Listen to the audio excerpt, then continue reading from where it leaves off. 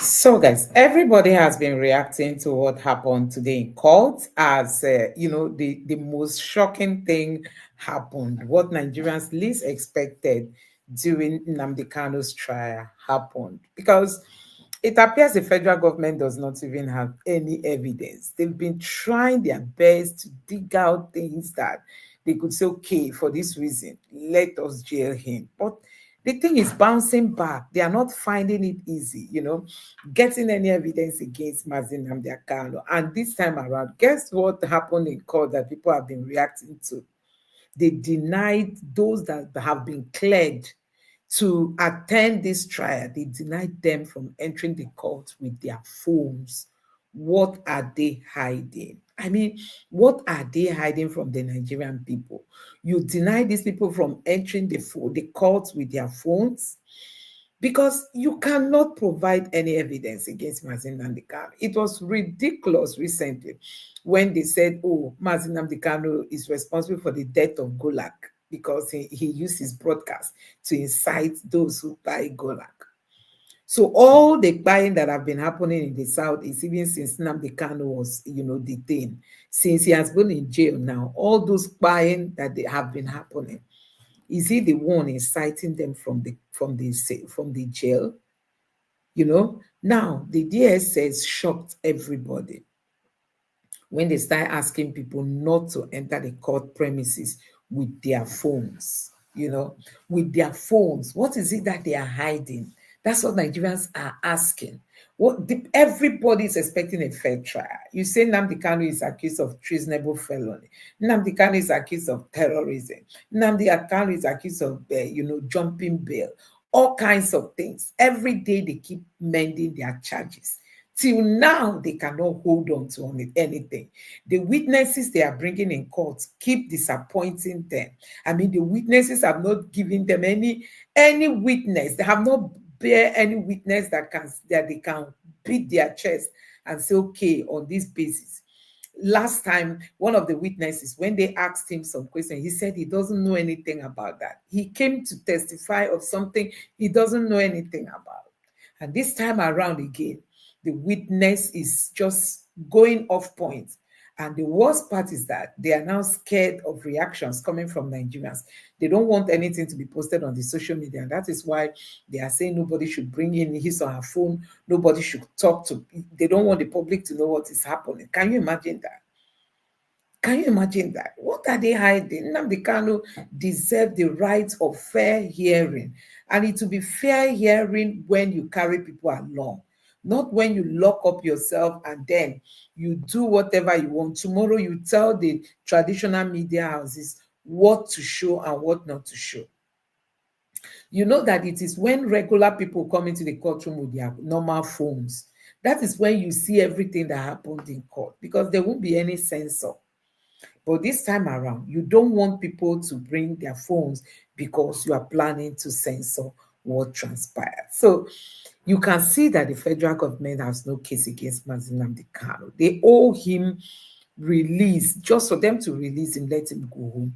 This is a country where Boko Haram is busy buying soldiers, ambushing soldiers, buying them, going into military bases, setting everywhere ablaze, cutting away weapons, doing all kinds of things. And recently, the Nigerian military came out to say, please come and surrender.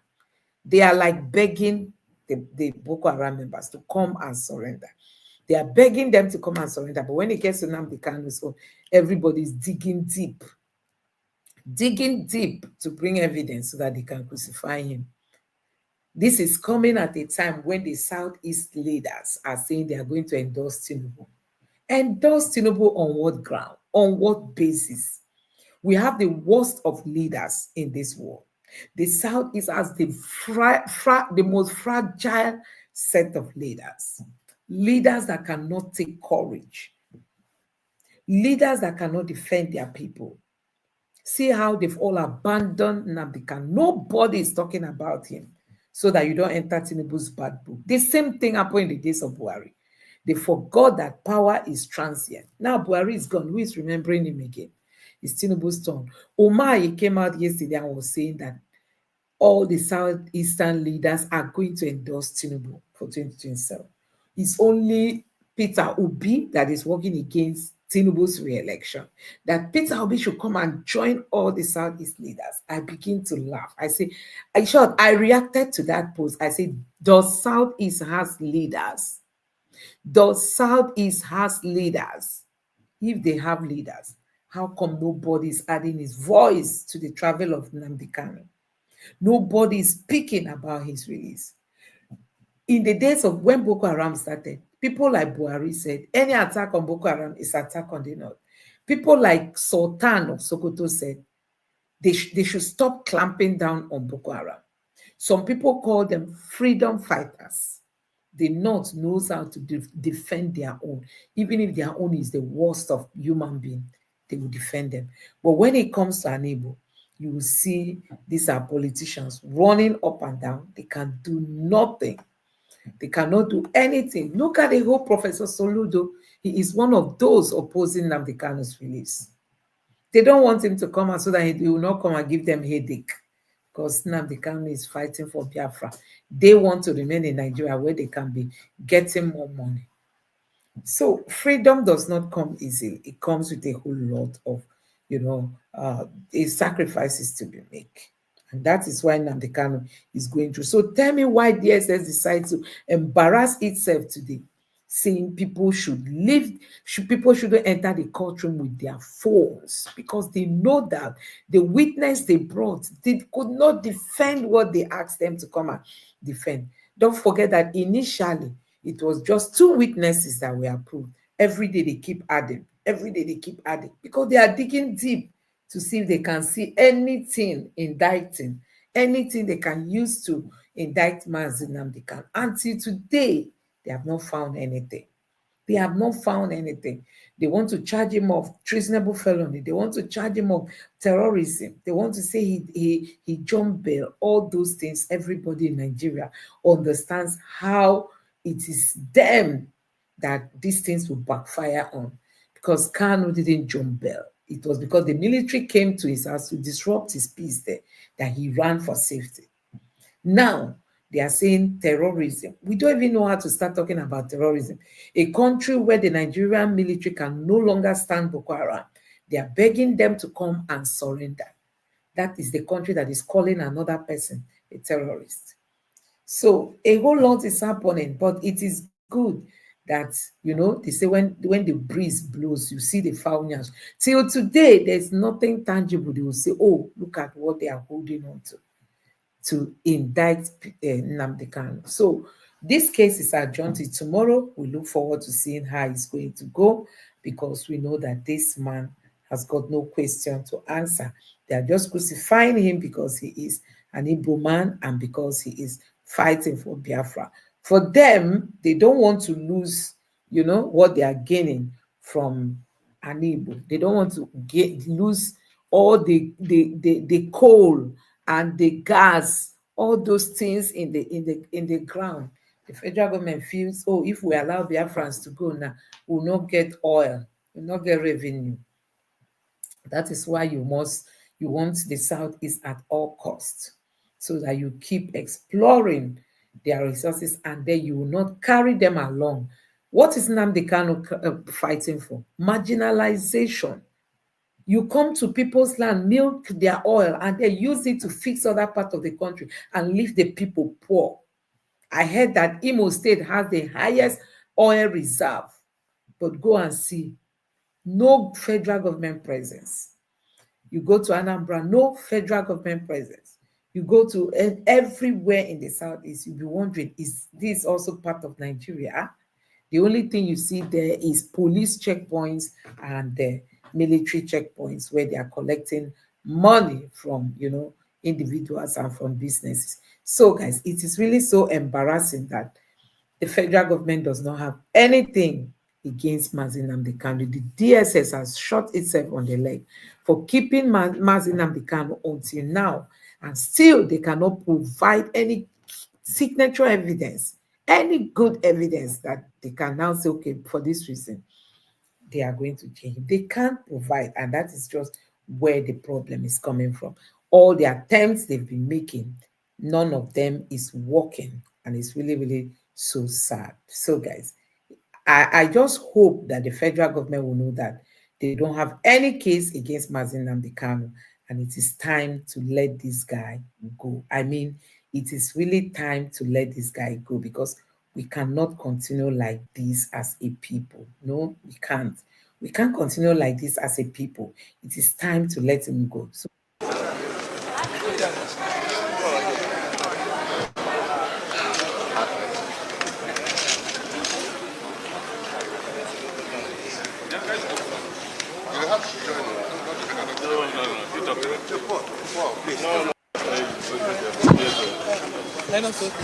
Yes. All right, so far so good. Just give us. We'll continue the cross-examination of BBB. Today is day 2 of his cross-examination, and we'll be back here tomorrow to continue and hopefully proceed with other witnesses. That's all. Thank you.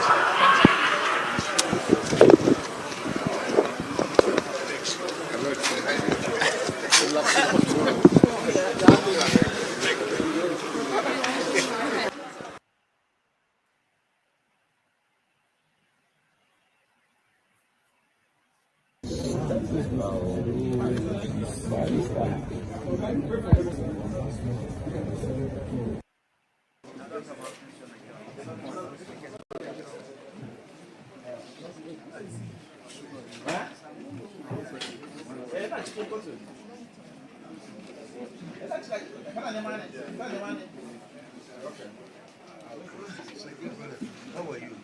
Welcome, man. How are you?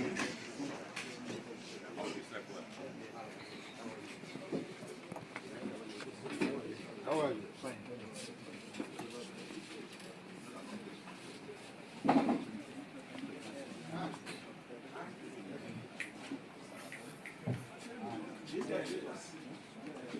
So that was the moment Mazi Nnamdi Kanu came into the courtroom, walking majestically, because he knows that these people do not have any case against him.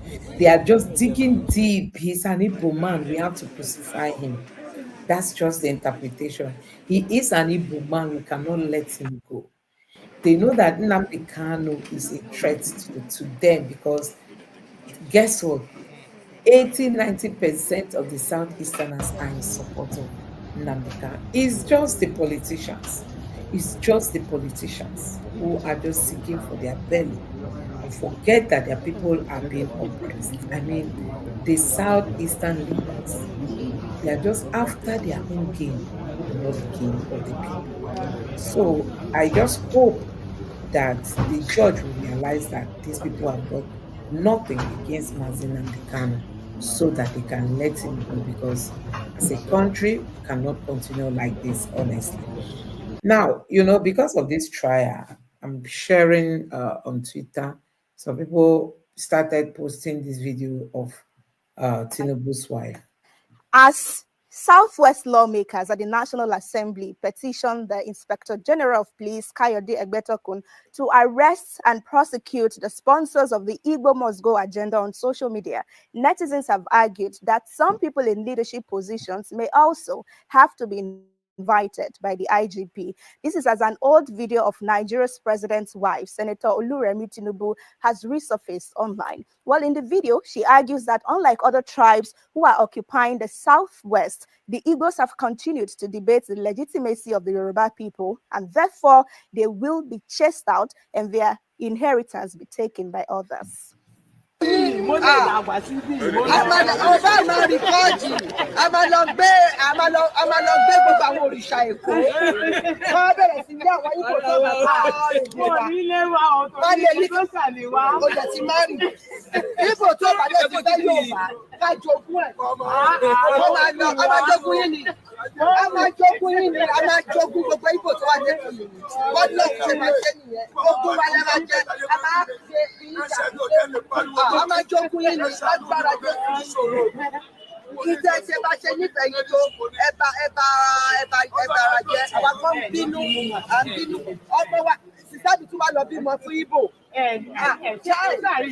ṣé kí n lọ kó Obieze wá Obieze lẹ ti gbà bọ̀dé olórí Obieze lẹ ti gbà bọ̀dé ó ti lọ mú kámẹ́rà wá lọ pílé ẹ̀ ní sí ẹ ti gbà bọ̀dé a máa jogún yín ni àwa la máa jogún yín àgọ́ wa ló máa dájú yẹn a máa jogún yín láìsẹ pé yìí nìkan ni aráàlú Haúsá wà bí àgbà wọn láyè Kàlàbá wà bí àgbà wọn láyè ẹ wá ń bèrè pé báwo ni tí wàá ṣe jẹ Ọlọ́run ní gbà fún mi. All right, so that was it right there. So guys, because of all these things happening, people began to pull out all these videos because Nnamdi Kanu is going through what he's going through because he's an Igbo man. Tell me if he was from this north, he would not be going through what he's going through. It is the northerners that are granting pardon to Boko Haram members. About 300,000 Boko Haram members have received pardon and reintroduced back into the society. That is why we cannot end insecurity, because we already have, the people who have fought this war alongside Shekarau and the rest of them now in our society. And any little thing, they run back into the bush to help their masters there.